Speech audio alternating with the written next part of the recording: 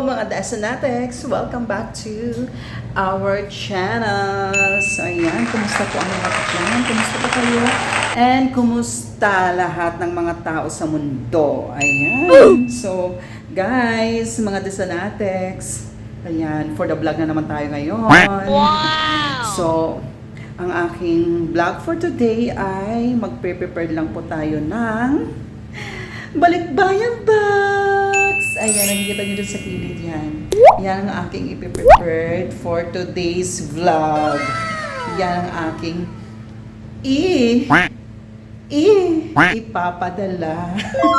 Ayan, sana makahabol siya sa Pilipinas itong darating Christmas. I hope so. Sana lang. Diba? So, ayan, atayan nyo ang aking pag-prepared. Maglalagay tayo dyan ng mga kung ano-anong mga ipapanglagay natin. So, actually, nabili na ako ng mga groceries. So, ayusin ko na lang siya para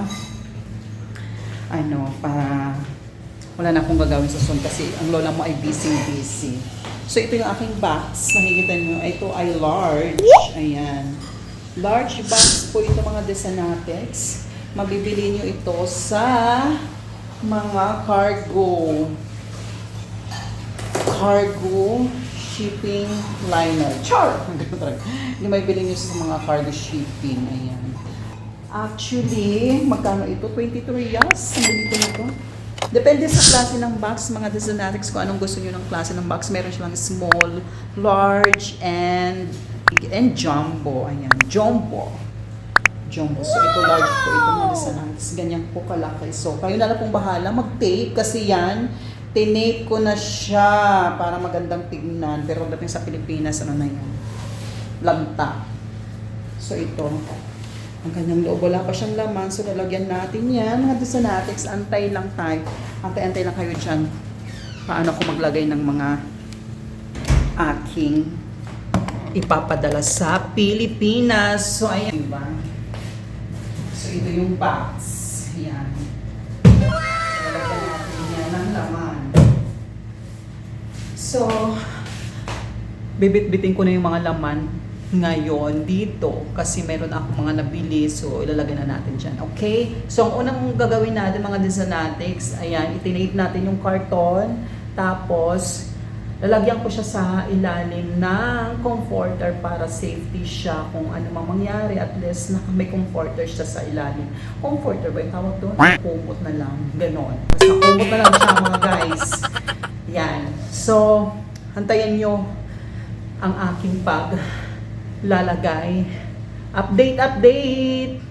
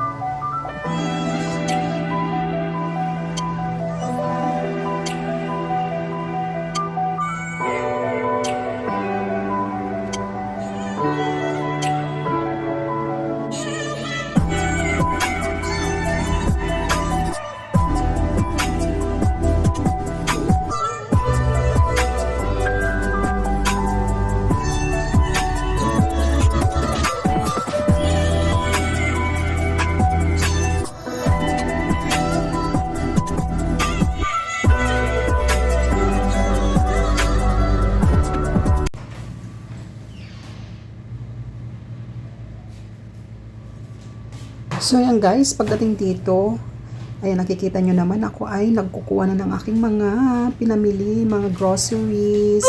Ayan, ito po ay isang sabon at saka yung foil na pinapabili sa akin ng ate ko. Yan, pinakasigit ko lang sa inyo pinakita. So ayan guys, nilagay ko ang mga groceries sa loob ng aming room kasi baka manakaw. Char! So ayan, nag-umpisa na ako magbuhat, maghakot ng mga grocery ko galing sa loob. Wow!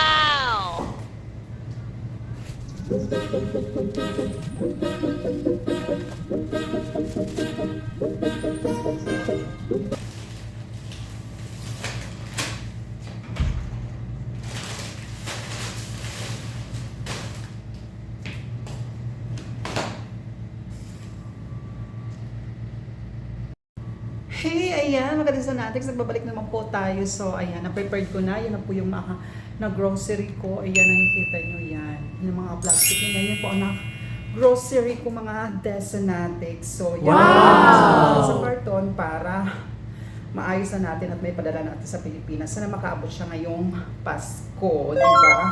So, unahin ko muna ay comforter ba tawag doon? Basta gano'n na lang. Ano siya, kumot. Yung kumot na lang unahin natin para safe ang ilalim. Pati din sa ibabaw, lalagyan din natin siya ng kumot para safe din siya sa ibabaw. Both sides po siya, mga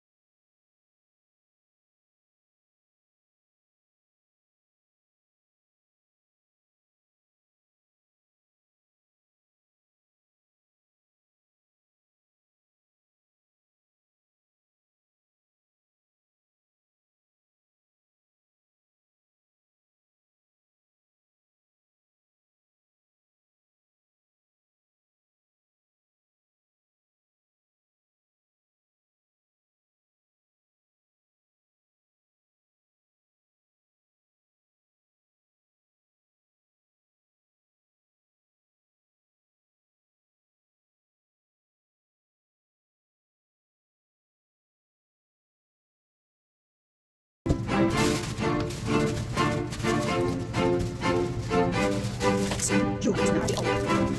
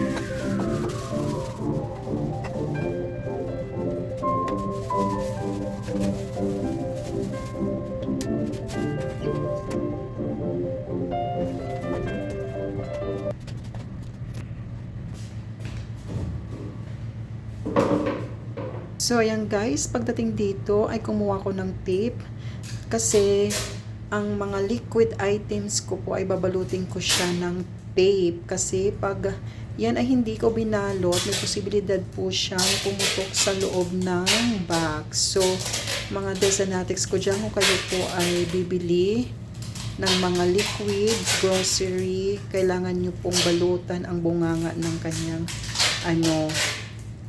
bukasan dahil ay may posibilidad po siyang pumutok sa loob. So, ayan, hindi pa ikot-ikot ko siya ng tape para safety siya at saka talagang hindi siya sasabog sa loob ng box. Kasi guys, pag po yan ay sumabog, magkakalat po lahat ng kanyang liquid sa loob, lalo na po yung mga detergent, yung mga sabon na liquid. Ayan, kaya kailangan po natin balutin siya ng maayos ng packing tape. Ayan, katulad ng ganyan guys, binabalot ko po siya ng maayos.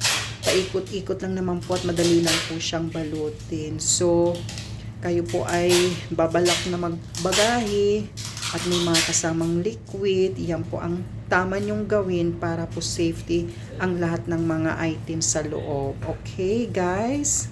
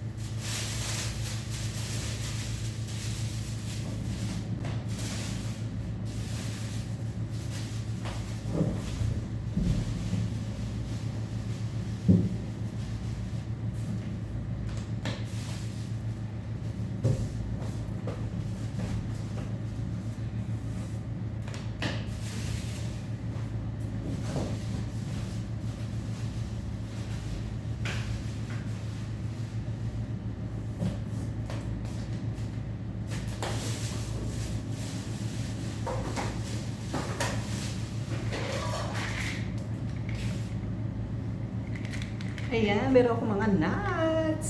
See?